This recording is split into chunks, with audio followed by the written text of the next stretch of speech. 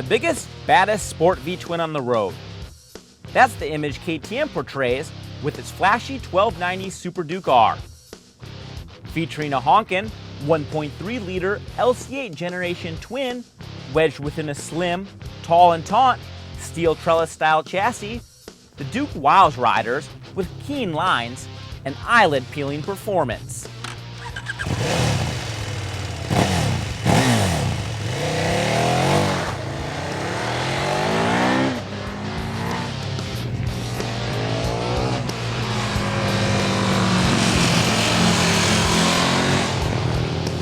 The big thing that stands out with that bike is the engine. I mean, the thing's a torque monster. You know, you roll on the throttle, any part of the tower, and it just, you know, responds with a healthy grunt.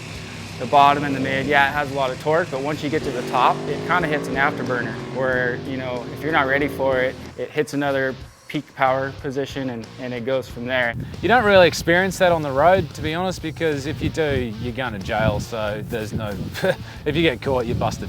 On the track, it's a different story. You can really explore how much power this thing really has.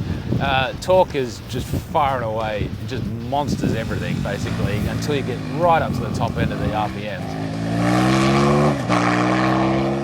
It's absolutely brutal how hard the power hits. I think when you're on a kind of a faster, sporty pace on a mountain road, it's a little bit too much. Like the power comes on fast. The traction control could have a little bit more settings, a little more versatility to allow you to tailor it to your needs, kind of like how the Aprilia does. But one of the things I don't like about the KTM is I don't like how muddled the electronics are. They're a real pain to sort of switch on and off. I mean, if you switch the ABS off and your traction control off, or put the ABS into supermoto mode and you kill the engine, don't kill the ignition, but if you kill the engine, it'll switch everything back on, even the ignition is still on, so that's a real pain in the ass. But at the same time, I really like the overall riding experience of the KTM. It's got a nice bar bend, it feels real skinny. Yeah, it's a little bit tall, but I think if you're kind of looking for like a big supermoto bike kind of feel, the KTM's it.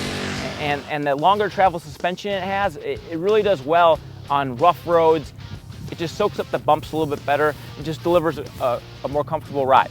It's a bike you can ride all day. I mean, literally all day. I've done 10-hour, 11-hour days in the saddle on these things, and you feel really good at the end of it. You don't feel cramped or anything like that. But the KTM definitely vibrates a lot. It has a lot of vibration through the handlebars and through the chassis. The KTM doesn't have as a refined feel as, say, the Tuono, or even the Suzuki for that matter. The gearbox isn't the best, but it's not too bad. Definitely had worse, but it's certainly not the smoothest shift out there. Other than that, it's a great bike. The Brembo M50 monoblock brakes are pretty much the best that Brembo make at the moment. Same thing that's on the Panigale. It's got street presence like pretty much no other bike. It's loud and orange and looks great, and it's a premium product. But yeah, KTM have done an exceptionally great job. But I would like to see some improvements in the electronics, but that's about it. Rambunctious and quick, the Super Duke excites on many levels, especially with its arm-stretching torque. It's a fairly comfortable mount too, and if you're seeking a supermoto-like experience, the orange bike may be for you. However, a hefty price tag and more basic electronics package keep the second place KTM from the top spot.